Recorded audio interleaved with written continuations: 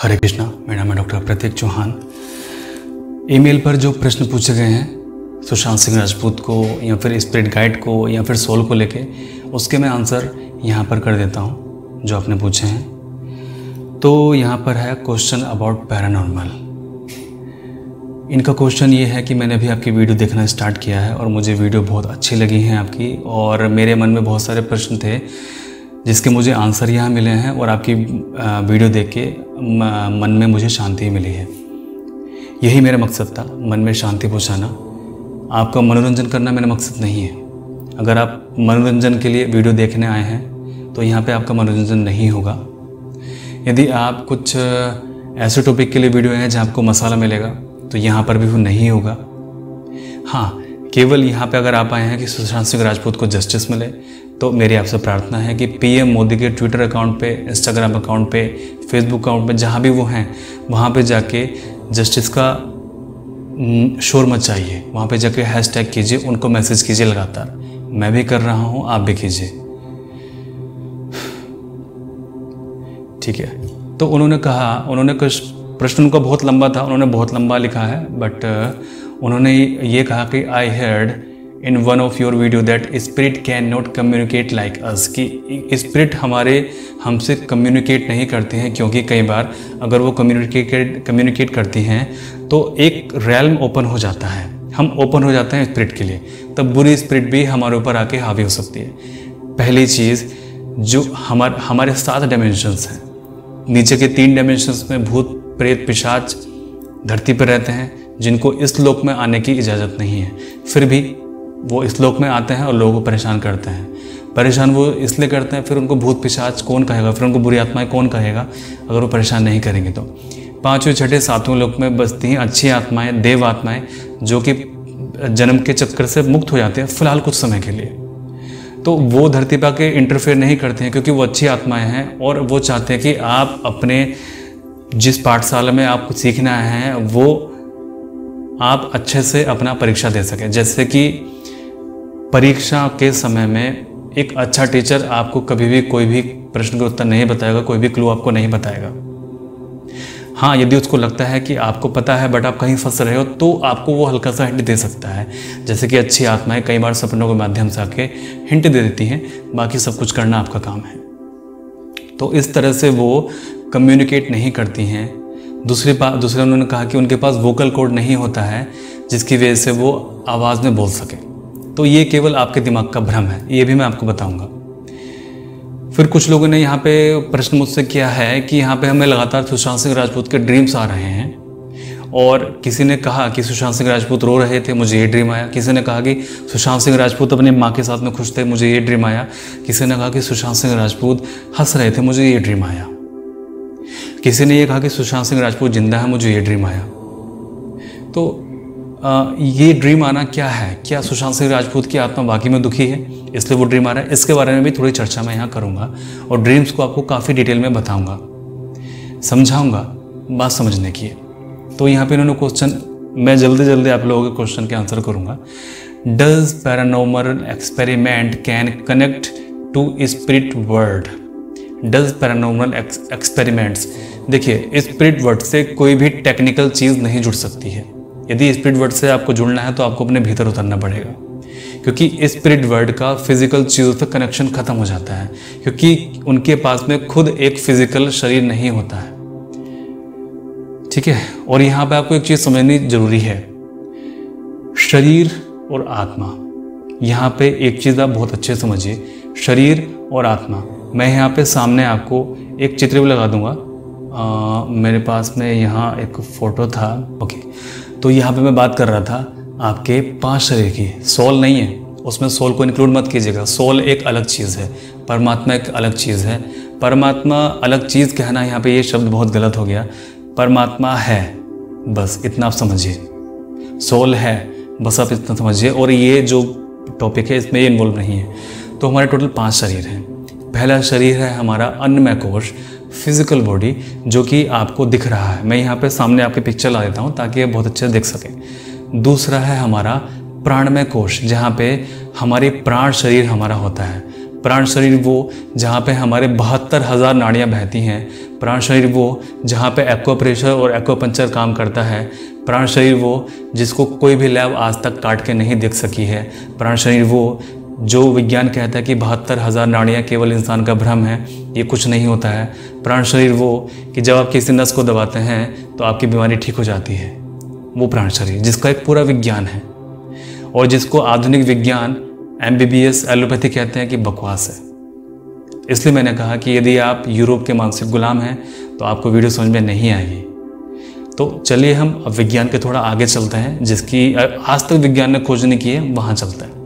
तो पहला शरीर है हमारा अन्नमय कोश, दूसरा शरीर है हमारा प्राणमय कोश, जहाँ पे हमारे चक्रास रहते हैं, हमारे 7 चक्र और हमारे प्राण शक्तियाँ जहाँ दौड़ती हैं 72,000 नाड़ियों में। और यदि कहीं पर भी आपके कोई शक्ति रुकती है तो वही अंग आपका बीमार पड़ जाता है। चिकित्सक को इतना बोध होना चाहिए कि आपकी कौन सी नाड़ी में शक्ति रुक रही है और जहाँ पे उसको वो प्रेशर करके या पंक्चर करके उसको खोल सके और आपको ठीक कर सके, परंतु वो रोग आपको हुआ हो शक्ति को रुकने से। चलिए वो मेडिकल विज्ञान की बात हो गई। लोग कहते हैं कि अपने टॉपिक से भटक जाता हूँ, लेकिन दिमाग के अंदर एक ही चीज़ को लेकर 1000 थॉट चलती रहती हैं, तो मुश्किल होता है उस टॉपिक पे स्थिर रहना। तीसरा हमारा शरीर है मनोमय कोश, हमारा मन शरीर, हमारा इमोशनल शरीर। चौथा हमारा है विज्ञानमय शरीर, विजडम बॉडी। विजडम बॉडी मतलब हमारा ज्ञान शरीर। और पांचवा है हमारा आनंदमय कोश, हमारी ब्लिस बॉडी। तो जब हमारा शरीर, स्थूल शरीर जब खत्म होता है तब हमारे 4 शरीर बचते हैं जो कि ब्रह्मांड में घूमते रहते हैं किसी गर्व की तलाश में। मान लीजिए पुराने जन्म में आप सभी लोगों का जब पुराना शरीर गिरा, जब आपकी फिजिकल बॉडी गिरी, नो मैटर कि वो क्या था, वो एक हिरन था, वो एक कुत्ता था, वो एक गधा था, वो एक क्रोकोडाइल था, वो एक शेर था, वो एक स्त्री थी, वो एक बच्चा था, वो एक मर्द था, नो मैटर वो क्या था, तब आपके निकले 4 शरीर, जो कि 4 शरीर आपके इस यूनिवर्स में घूमते रहे। अब मैं बात कर लेता हूँ थोड़ा सा आपका हमारा जो कहना चाहिए उसको, बात करते करते कई बार इम्पोर्टेंट शब्द मिस हो जाते हैं, भूल जाते हैं। तो जो हमारी मृत्यु के बाद में जो हमारे हिंदू धर्मों में क्रियाकलाप चलते हैं उसकी वैज्ञानिकता क्या है। हिंदू धर्म में किसी की मृत्यु के बाद में हम 3 दिन तक भोजन नहीं पकाते हैं। वो क्यों नहीं पकाते हैं? क्योंकि 3 दिन के बाद तक उस व्यक्ति का सूक्ष्म शरीर, जो मैंने कहा आपका प्राणमय कोश, मनोमय कोश, विज्ञानमय कोश और आनंदमय कोश, 4 शरीर को लेके वो व्यक्ति वहाँ पे घूमता रहता है। फिजिकल बॉडी उसकी समाप्त हो जाती है, जिसको हम अपनी 5 इंद्रियों के पकड़ से पकड़ सकते हैं। परंतु यदि हमारे अंदर छठी इंद्रिय विकसित हो जाए, जिसको हम कहते हैं थर्ड आई, फिर हम उसके उस शरीर को महसूस कर सकते हैं, फिर हम उसके उस शरीर से बात कर सकते हैं, इंटरेक्शन कर सकते हैं, परंतु सर्टेन मेडिटेशन की अवस्था में जाके। और कुछ लोग ऐसे इस धरती में मीडियम हैं जिसको हम कहते हैं माध्यम, जो कि उस तरह की आत्माओं से बात कर सकते हैं। एक मीडियम को मैं भी जानता हूँ, हमारे आसपास ही वो रहते हैं, उनको मैं भी जानता हूँ और मैं कई बार उनके पास में जाता हूँ। तो 3 दिन तक वो आत्मा हमारे घर में ही वास करती है। वो आत्मा आपको देख सकती है। आत्मा यहाँ पे शब्द फिर गलत हो गया, सूक्ष्म शरीर। वो सूक्ष्म शरीर आपको देख सकता है, परंतु आप उसको नहीं देख सकते। जैसे मान लीजिए किसी के पिताजी की मृत्यु हो गई, पिताजी की मृत्यु के बाद वो उसके शरीर को जला है, जलाने के बाद में उनका सूक्ष्म शरीर तो साथ साथ में, वो 3 दिन तक वहाँ पे रहा, इसलिए 3 दिन तक कोई भोजन नहीं पकता है। फिर इसका एक वैज्ञानिक आधार भी है कि अगर वो किसी बीमारी से, मृत्यु से मरा है तो 3 दिन तक कोई उनके घर में आता नहीं है, 3 दिन तक वो साफ सफाई करते हैं, 3 दिन तक भोजन नहीं पकता है ताकि इन्फेक्शन और खतरा। चलो वो एक वैज्ञानिक दृष्टि है, लेकिन आध्यात्मिक दृष्टि से मैं यहाँ चर्चा करूँगा। वैज्ञानिक दृष्टि भी ठीक है और आध्यात्मिक दृष्टि से मैं चर्चा करूँगा। 3 दिन तक वो आत्मा हमारे साथ ही रहती है, हमारे घर में रहती है। और जब वो 3 दिन में जब उसको बोध हो जाता है कि यहाँ तो मैं खत्म हो चुका हूँ, अब मुझे आप में से यहाँ कोई नहीं देख सकता, फिर वो 13 दिन तक उसे जहाँ जहाँ जाना होता है वो वहाँ जाता है। मान लीजिए वो जाना चाहता था पेरिस, और पेरिस जाएगा। वो जाना चाहता था हरिद्वार, वो हरिद्वार जाएगा। वो जाना चाहता था माउंट एवरेस्ट, तो माउंट एवरेस्ट वो जाएगा। ठीक है। फिर 13वें दिन उसको चुनना पड़ता है एक लोक। एक लोक कौन सा? कि हमारे 7 डायमेंशंस हैं। हमेशा 7 डायमेंशंस की मैं चर्चा करता हूँ, जिसमें से 3 लोग होते हैं हमारे प्रेत, भूत प्रेत योनि वास करती हैं, चौथे लोक में हम वास करते हैं, 5वें छठे 7वें लोक में वास करती हैं आत्माएं, दिव्य आत्माएं, जिनको हम देव कहते हैं। तो यहाँ पे 3 स्थितियाँ होती हैं। वो व्यक्ति जिसने बहुत बहुत बहुत बुरे कर्म किए हों और उसके अनुसार इस धरती पे गर्भ उपलब्ध नहीं है, तो वो जाएगा प्रेत योनि में, वो तीसरे लोक का चुनाव करेगा। और यदि वो तीसरे लोक का चुनाव करने से कतराता है तो लगातार वो इस लोक में रह के उसके पाप बढ़ते जाएंगे, बढ़ते जाएंगे, बढ़ते जाएंगे, परंतु उसको तीसरे लोक में जाना ही पड़ेगा, क्योंकि फिर दिव्य आत्माएं उसको जाके वहाँ पे ढकेल देती हैं कि आप इस लोक में इंटरप्शन नहीं कर सकते हैं, इस लोक में आप छेड़छाड़ नहीं कर सकते हैं, क्योंकि एक पाठशाला है, यहाँ पे हर कोई स्टूडेंट है, यहाँ पे हर कोई सीखना आया है और बच्चों की पढ़ाई में डिस्टर्बेंस नहीं चाहिए हम लोगों को। इसलिए अब पहली कंडीशन ये हो गई। दूसरी कंडीशन कि जिस काम को वो व्यक्ति सीखने आया था वो काम उसने नहीं सीखा, परंतु उसके कर्म बराबर हैं, अच्छे भी हैं, बुरे भी हैं और बराबर ही हैं। उसके लिए हज़ारों गर्भ इस धरती पर उपलब्ध हैं, तो वो किसी भी एक गर्भ का चुनाव कर सकता है और तय कर सकता है कि उसकी उम्र कितनी हो। वो अपनी 3 उम्रों को चुनाव करता है। 3 उम्र को चुनाव कैसे करता है? यदि उसको लगता है कि उसका आध्यात्मिक रूप से पतन हो रहा है तो पहली मृत्यु में ही वो चला जाएगा।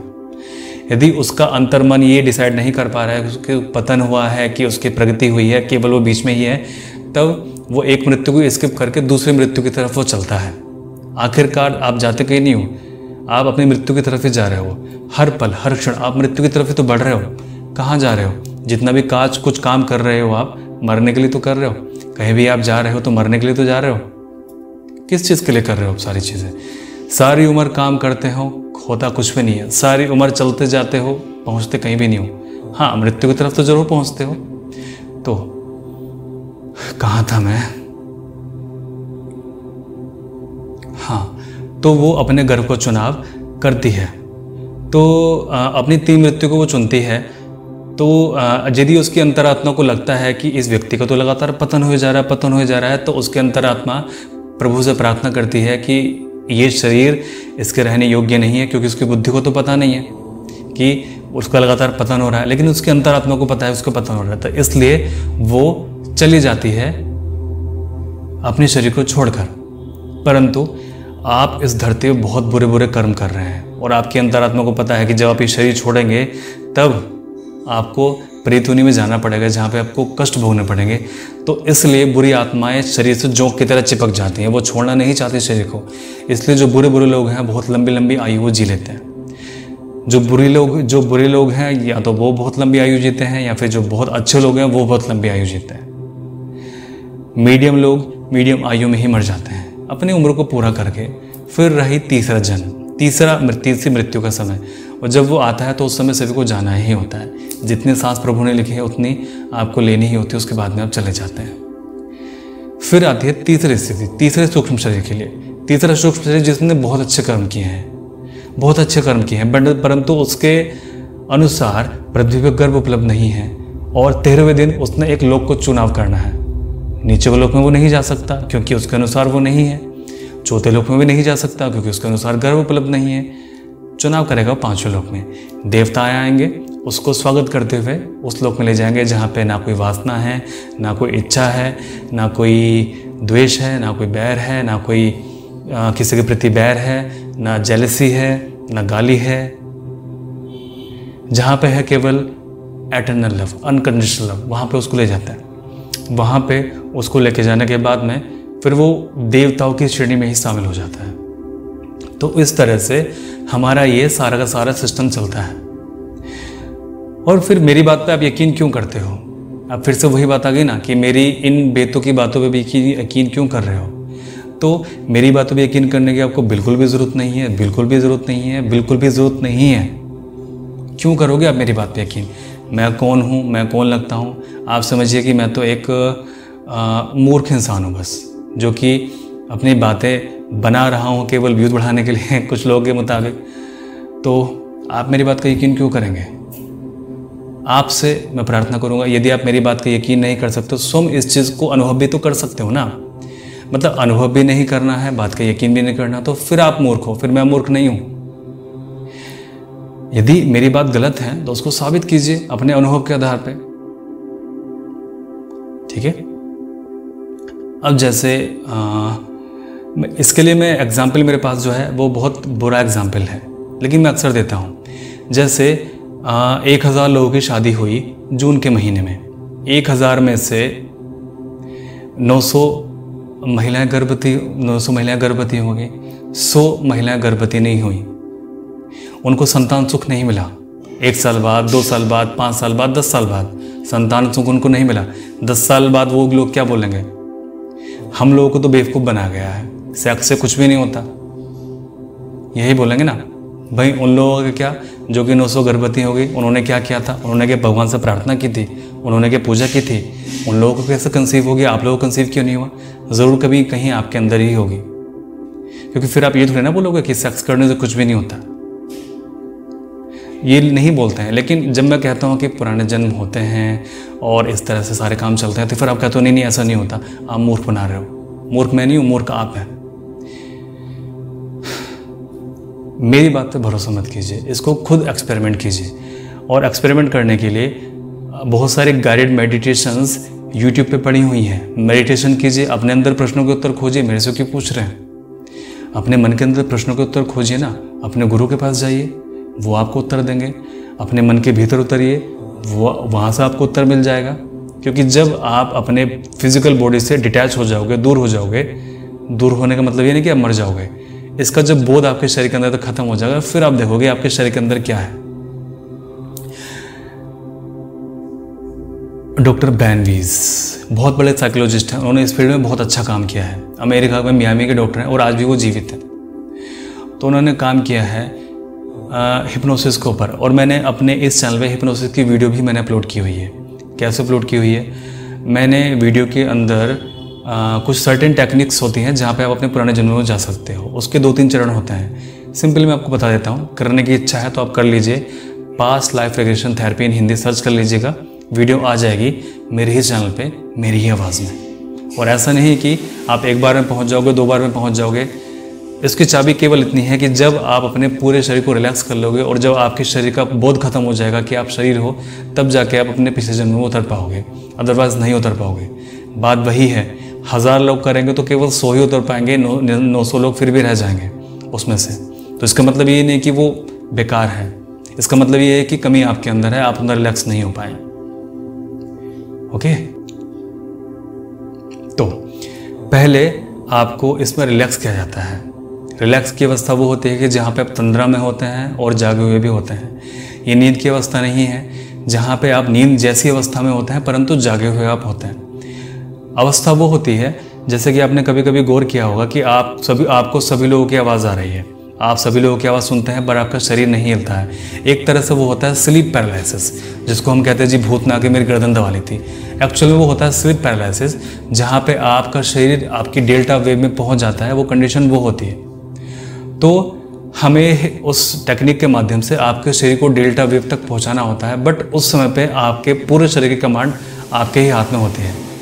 आप चाहें तो अपने हाथ को हिला भी सकते हैं, ठीक है। वो पैरालिसिस वाली कंडीशन नहीं होती है, वो अलग कंडीशन है, ये अलग कंडीशन है। तो इसमें आपको पूरी तरह से रिलैक्स किया जाता है।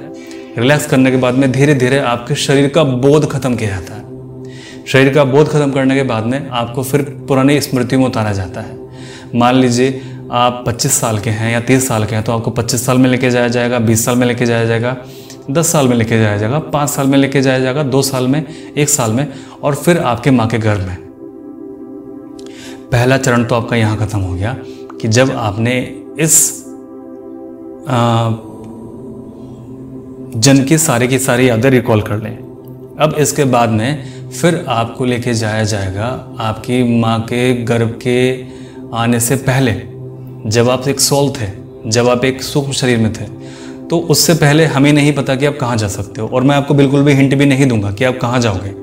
यदि मैं आपको हिंट दूंगा तो आपका माइंड उस तरह से इमेजिनेशन करना शुरू कर देगा, और मैं नहीं चाहता हूँ कि आप कोई भी इमेजिनेशन करो, मैं चाहता हूँ केवल आप उसको प्रैक्टिकल करो। तो उसमें भी 2 संभावनाएँ बनती हैं। उसमें 2 संभावनाएँ ये बनेगी, या तो आप किसी पुराने जन्म में उतर सकते हैं या फिर आप स्पिरिट वर्ल्ड में जा सकते हैं। वो लोग कहाँ का था, वो लोग वो था जहाँ पे आप देवता के रूप में थे, या वो लोग वो था जहाँ जब अपने अपना शरीर छोड़ा था तब थे, या वो लोग वो था जहाँ पे पुराने जन्म में आप एक मर्द थे, औरत थे, बच्चे थे, पति थे, पत्नी थे, भाई थे, बहन थे। उस चीज़ की एक खास बात है, जब आप पुराने जन्म में आप जाते हैं तो कुछ ग्लिम्पस आपको ट्रेलर देखने को मिलता है वहाँ पे। ट्रेलर कैसे कि जैसे आप अपने मोबाइल में ट्रेलर देखते हो ना किसी पिक्चर का, तो आपकी पूरी लाइफ आपके आंखों के सामने से ऐसे गुजरती है, बिल्कुल एक लाइव चित्र की भांति। ध्यान रखिए, उस समय आप सोए नहीं होते हैं, उस समय आप जागे हुए होते हैं और लाइफ आपकी ऐसे गुजरती है। कभी आप अपने आप को बच्चे के रूप में देखते हो, कभी बड़े के रूप में देखते हो, और कभी अपने आप को आप देखते हो कि आपकी मृत्यु कैसे हुई। आपको अपनी मृत्यु उसमें जरूर दिखाई देगी, ठीक है। और आप बहुत भाग्यशाली हैं कि मृत्यु के बाद में आप कहाँ पहुँचे, अगर आपने वो चीज़ देखी तो। यदि मृत्यु आपको किसी बुरी जगह पे लेके गई है तब आप वहाँ पे नहीं जा सकते हो, और यदि मृत्यु आपको अच्छी जगह लेके गई है, आपके स्पिरिट गाइड से मिले हैं, तब आप वहाँ पे जा सकते हो। क्योंकि आपके फिजिकल बॉडी के साथ में, और जब तक आप सूक्ष्म शरीर के अंदर हो, आपके साथ में सर्टेन बाउंडेशंस हैं, ठीक है। तो इस तरह से आप कीजिए, मेरी बात पे बिल्कुल यकीन मत कीजिए, खुद इस चीज़ का आप एक्सपेरिमेंट आप कीजिए। अब मैंने कहा था सपनों की बात। सपनों की बात में जिन लोगों को सुशांत सिंह राजपूत के सपने आ रहे हैं, वो हंस रहे हैं, रो रहे हैं, तो मैं बता देना चाहता हूँ, सपने टोटल हमारे 6 जगह से आते हैं। हमारे चेतना के स्तर की 6 जगह होती हैं जहाँ से सपने हमारे आते हैं। इसको थोड़ा सा अच्छे से आप समझ लीजिए और अपने सपनों के पैटर्न्स पे ध्यान दीजिए आप।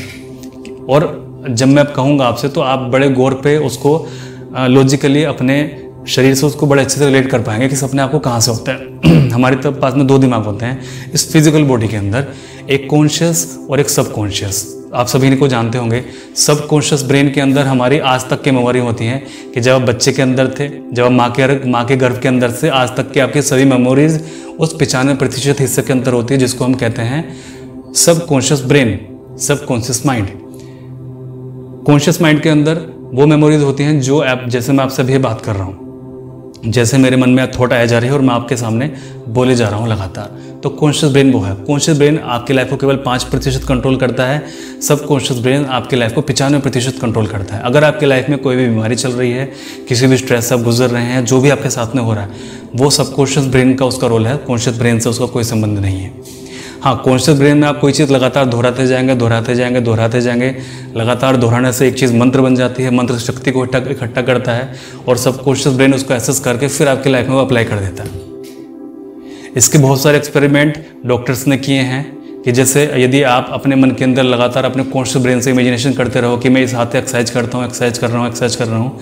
आप सभी लोगों ने, पढ़े लिखे लोग हैं, आप सभी ने वो सुना होगा, देखा होगा, समझा होगा कि इस तरह से होता है।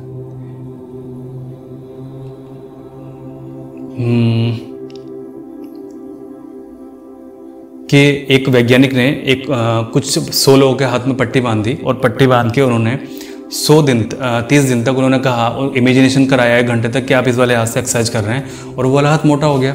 कैसे मोटा हो गया? उन्होंने तो एक्सरसाइज भी नहीं की थी। तो ये होती है आपके थॉट की पावर और ये होती है आपके सबकॉन्शियस ब्रेन की पावर। तो मैं बात कर रहा था यहाँ पे आपके ड्रीम्स की।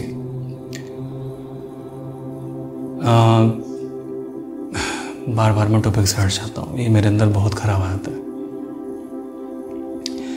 तो यहाँ पे मैं पहले नाम ले लेता हूँ कि सपने आपको कहाँ कहाँ से आते हैं, फिर मैं इसके बारे में डिटेल में आपको बताऊँगा। सपने हमारे आते हैं कॉन्शियस ब्रेन से, सबकॉन्शियस ब्रेन से। सबकॉन्शियस ब्रेन के पास, सबकॉन्शियस ब्रेन में आपकी जो मेमोरी बचपन से लेके आज तक, माँ के गर्भ से लेके आज तक की मेमोरी आपके पास में होती है। अनकॉन्शियस ब्रेन से, जहाँ पे आपकी चेतना की मेमोरी होती है, जहाँ आपके मनोमय शरीर की मेमोरी होती है। मनोमय शरीर मतलब जहाँ पे आपका सूक्ष्म शरीर होता है, इस दिमाग का नहीं, आपका मनोमय शरीर। ध्यान है ना, मैंने आपको अभी बताया था, मनोमय शरीर आपका। फिर होता है आपका कलेक्टिव अनकॉन्शियस, जहाँ पर आपको मिली जुली ड्रीम्स आपको आते हैं, ठीक है। फिर ये तो हम नीचे के तल में चले गए, conscious, subconscious, unconscious, collective unconscious. फिर उसके हम ऊपर चलते हैं super conscious and collective super conscious. इसके बारे में मैं चर्चा करूंगा अगली वीडियो में। परमात्मा सभी का भला करे।